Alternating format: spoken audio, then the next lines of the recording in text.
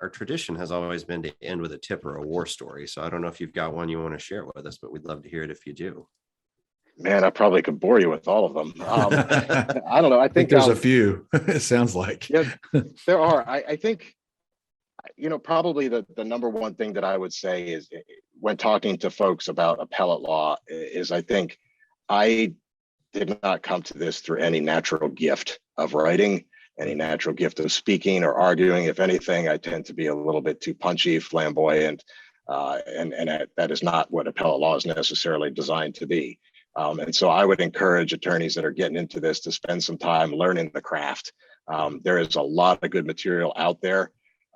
In terms of, one of my favorite, I keep it on my desk side is, and I'm going to mispronounce his name, but Judge Aldersert's Winning on Appeal. I go to that, this thing is tattered and torn. I've gone to it so many times, almost every brief I'm in there trying to figure out how to better apply my craft, learning from other folks. You had a speaker on a few, it might've been, I don't think it was the last session or the one before, I can't remember exactly when, but she was talking about teaching new attorneys how to learn formulas for new practice areas, essentially.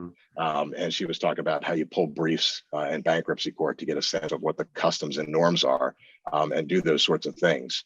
That would be the number one thing that I would say is learn the craft, put the time in. It's fascinating. It can be really, really, really fun. Don't be afraid to do things. I think one of the first briefs that I had, I was trying to be cute and put some goofy Dr. Seuss joke in there, and I've regretted it ever since. But don't be afraid to do those things, because that's how we learn. We learn by making mistakes.